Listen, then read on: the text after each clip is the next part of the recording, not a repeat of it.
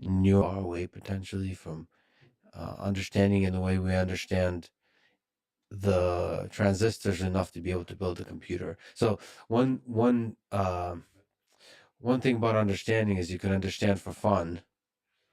The other one is to understand so you could build things, and that's when you really have to understand. Exactly. In fact, what got me into the field that I at MIT was work by David Marr on this very topic. So David Marr was a professor at MIT, but he'd done his PhD in neuroscience, studying just the architectures of the brain. But he realized that his work, it was on the cerebellum. He realized that his work, just the architectures, as rigorous as it was, left him unsatisfied because he didn't know what the cerebellum was for. He realized that his and why it had that architecture. And so he went to MIT and he was in the AI lab there. And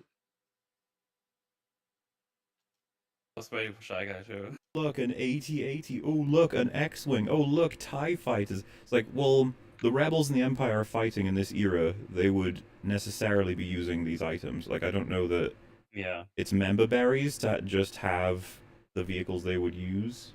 It's You know not a what hologram Darth Maul who uses his lightsaber For in no the reason at hologram all, yeah. for no reason other than to remind you that he has a lightsaber and it has two blades on it and it is very cool. Do not you remember that? But I don't want to, ignore the idea that, yeah, they definitely had moments like that in Rogue One. The best one, I think, is they bump into the two bar people who Luke ends up, the one that gets his hand chopped off. Like, the two main characters in Rogue One bump into those two, and they almost like get into a little scuffle. And it's just like, why the fuck did you make this happen? And it's like, well, because you know those two for New Hope. Remember those two? You're just like, yeah, okay. Yeah. And they're on I was wondering when Jakku. we'd see them again. They're on Jakku like an hour before it gets blown up. It's just funny that it's like they must have been heading to the spaceport to head over to Mos Eisley, I guess. I don't know. The "You'll be dead" guy. Yeah. Imagine learning that the planet you left from an hour ago got blowed up. Damn. Oh, you're fucking terrifying. Fucking Yeah. hell! Wow, Yeah. Jesus Christ! and When's then, this one Regs, gonna blow up? You get Who's your gonna live in hand space? chopped off right after that. Your It's whole like, no, oh. your whole arm. Oh right, yeah, this is whole arm. I mean, your hand is included in that. Of Maybe course, you would be thankful. You'd be like, oh, thank God I only lost the arm. If I was on that planet, at least you I know? didn't get vaporized Yeah. entirely, and I live in the future where we can have robot prosthetics that are as good, if probably better than the real thing. In my mind, I would say I would process those as separate events. You know, What if Luke I wouldn't- explicitly said to you, no, sorry, Obi-Wan, after doing that, explicitly said, I wouldn't have done this had you died on the planet? Just because I survived the Well- explosion of a planet doesn't mean that it's okay. I got my arm chopped off. I'm following you, yeah, Jay. that's I'm- true. That's true. I'm picking up what you're laying down. I My would whole point, what if it honestly was a strive direct for causal both. link? What if it was that? Then you can feel this way, right? Like, of course, it's a direct causal link because if he didn't, like, if he died, then yeah, of course that wouldn't happen. No, But, he means like in the sense of they got accosted by a random stormtrooper who said, "Ah, you're the one who got away from Jakku." Well, no one gets away from an exploding planet without consequences and then cuts his arm off. That would be like a direct causal link. Oh, right, sorry. Yeah. Did I say Jakku? I meant Jeddah. You know what? I think I knew that you were wrong, but I just don't care. It's fine. Funnily enough, though, a lot of people, when talking about what they like about Rogue, I think he said Rogue 3, because I was going to say the third act is what people like about Rogue One, typically. And that was like the part that Red Letter Media fucking hated, because they considered it all, as they said, Star Wars porn, which is a It's little... fine. Porn's not bad necessarily. yeah, it's just kind of like, sure, I guess. I don't know. It's kind of a weird take in terms of, do you just mean that a lot of the stuff we see... Because do you guys remember this? They intercut footage of the classic X-Wing fighters from A New Hope in this scene. And I remember when I saw it, I was like, you know what? That feels just about right, and they do it respectfully and quickly to the point where I'm like, that's neat. I like that. It feels like they're It's unused respecting... footage, right? I think some of them may be repeated clips. I remember some of the lines, but it could just be alternate takes of the same line. I don't know.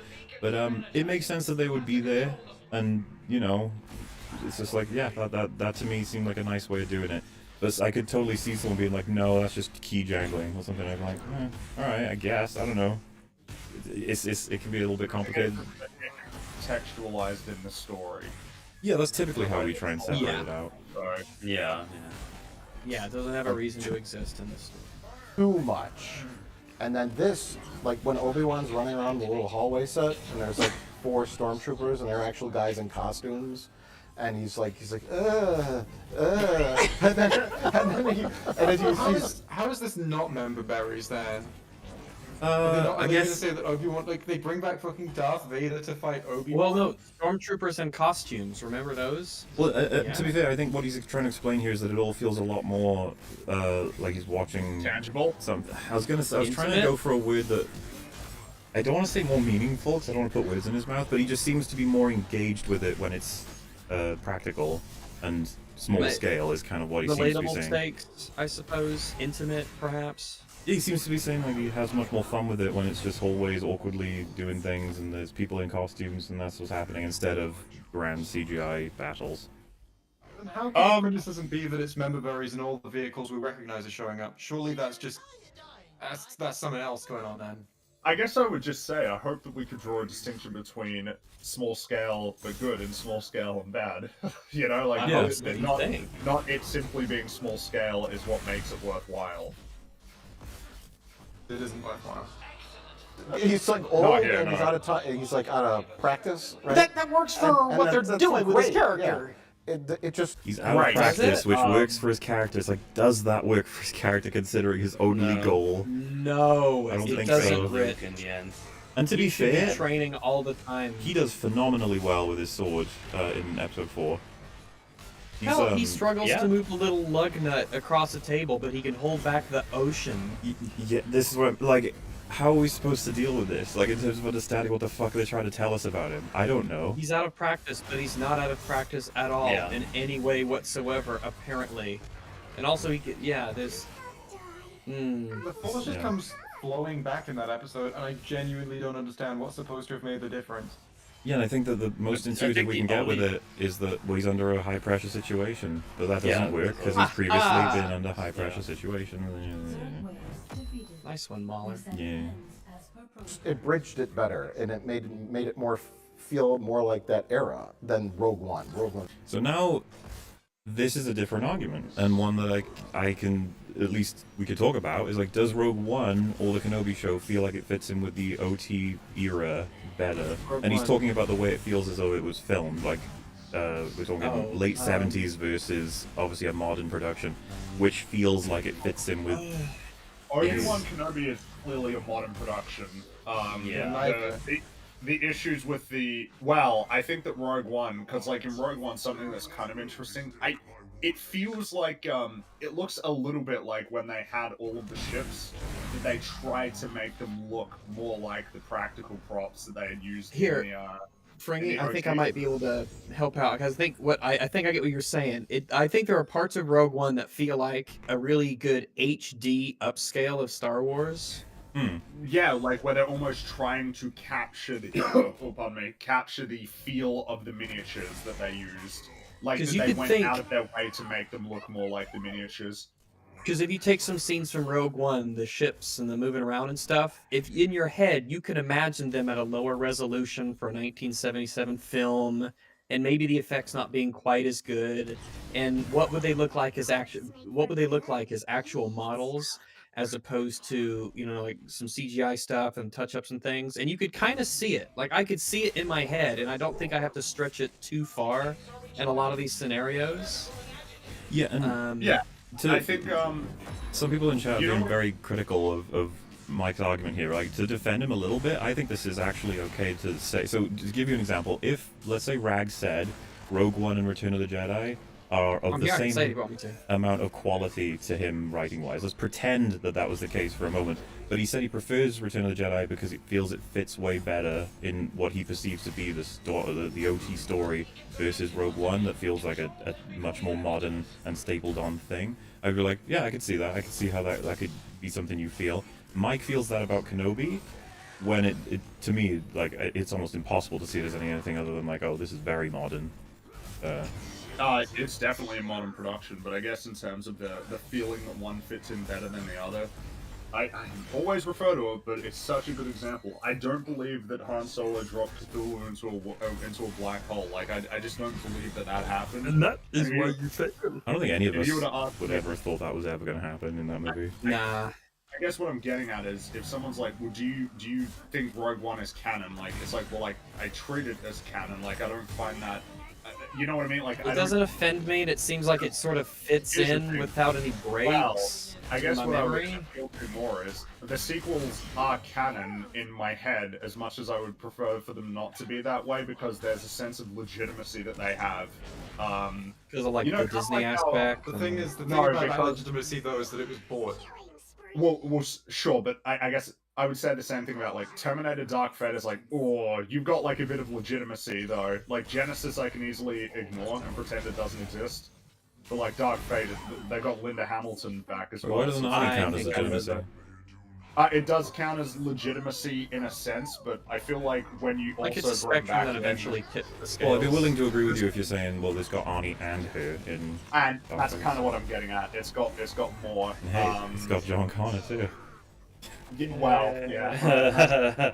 Oh. I guess that's what I'm saying is with Kenobi, I think it's very much teetering on the edge of like, nah, this I don't believe this happened. Like when I watch A New Hope, I don't believe that this happened. Yeah. It's teetering, and I'm not sure what. I feel like that might just be suspension of disbelief in a sense. And, we've said this before, but all of us, when was the last time we watched Rogue One? For me, we're talking like 20. It's been a while. When it yeah. came out. I'm starting to think it might be as late Yeah. early as like 2019, 2018, probably the last time I watched Rogue One, if then. I'm trying to think if that was even when I did, but so like my memory of it is so thin at this point that Yeah, same. it could turn out that I fucking hate the movie. I don't actually know anymore because it's Yeah, I'm I don't on remember all a the plot years points. old memory. I doubt it though. So, to clarify, I'm not saying that anybody needs to treat anything as canon or whatever based on, like, you can treat whatever. What I'm talking about is more so like subconsciously, what do I perceive as being the timeline, I guess, for these stories? And unfortunately, Yeah, I get it. when at the end of Return of the Jedi, in my head, I'm like, oh, but you all failed. Like, there is that in my head. Yeah. Whereas when I watch Han Solo, for whatever reason, I'm not like, oh yeah, you dropped Cthulhu into a black hole. It just doesn't. It just doesn't fit in. It doesn't slot So in. bizarre. Yeah. In there. Yeah, and the way I see it is like, so if someone said like, why are you covering all of Disney Star Wars movies instead of all fan film Star Wars movies that are probably better? And I'd be like, well, we want to cover what's quote unquote canon. And someone would be Also, I like, have you seen- consider this canon? I'd be like, I don't want it to be canon, but by Well, a meaningful there is- definition of canon, I guess it is. By a meaningful definition of canon, it's all all of this is canon. There's kind of no better way to define what is in continuity than how the people who own it define it. Yeah, like Even if I don't like, you know what I mean. Even if but I if someone don't says like, think do it's you, all- when you think of the character of Luke Skywalker, do you consider all of what you saw in the sequel trilogy to be like a part of that story? And I'm like, not really. I don't think so. My brain sort of thinks of Luke I as think this. so too. I'm glad that I'm able to consume proper Star Wars without thinking about the sequels kind of ever popping into my mind. Yeah, and I think over guess I'm time- fortunate that I can just block it out and I don't think about it. Over time, more and For more me, so, how- they will fade.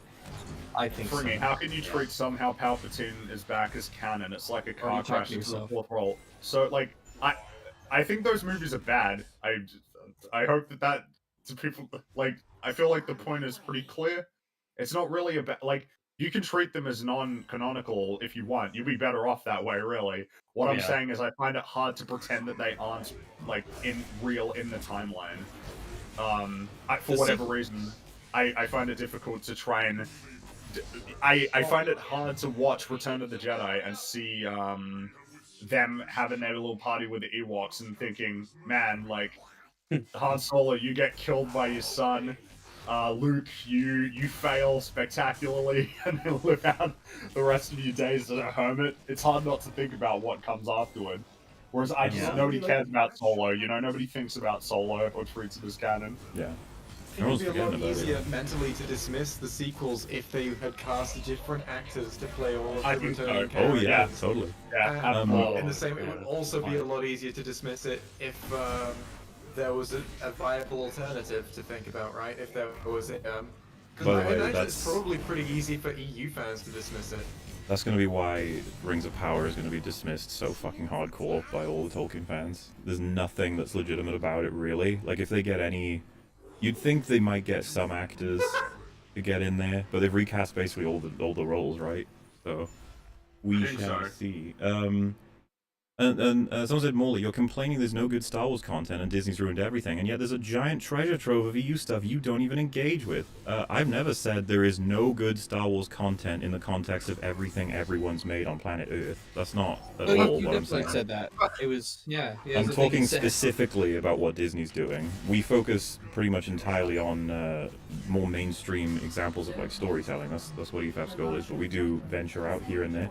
And then as for like consuming more fan-made stuff or EU stuff, it's just like, yeah, I've just not been that interested in what Star Wars has got in there, but that's the same for like everything. I don't really like, I haven't looked into all the additional Babylon 5 stuff outside the main show. I haven't looked into that for Lord of the Rings. I haven't read the Silmarillion. Like, not that that's all of those are the same thing. They I don't know exactly. I don't know where I draw the line, but I do somewhere. I'm sure there's loads of great Star Wars stuff as third party in EU. To be fair, I would say that there's loads of good stuff in Star Wars outside of the OT.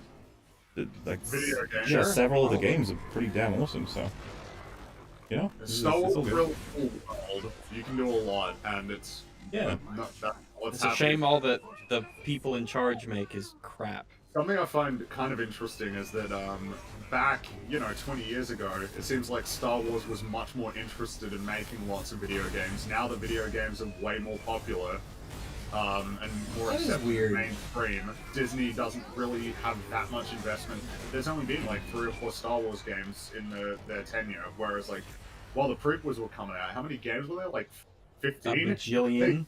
Might have been more than that even. All of the games. Yeah, there's so many games. It's strange. You'd think that Disney, with all of their pursuit of digging too deeply and too greedily when it comes to this franchise, I think Disney, because Disney had like an interactive studios, like little subdivision. I think because they got Warren Spector to for like Epic Mickey, but then it never panned out, so they just gave up on video games, which feels like one of those feels odd. Did you forget how big video games are, Disney? I guess it's because they tried and it didn't really pan out. Whereas Warner Brothers seems to have. Wow, though I remember there was a rumor that Warner Brothers doesn't want their interactive stuff anymore. They don't want their video game studios. That they were looking to sell them, like Rocksteady and stuff. So, which is surprising.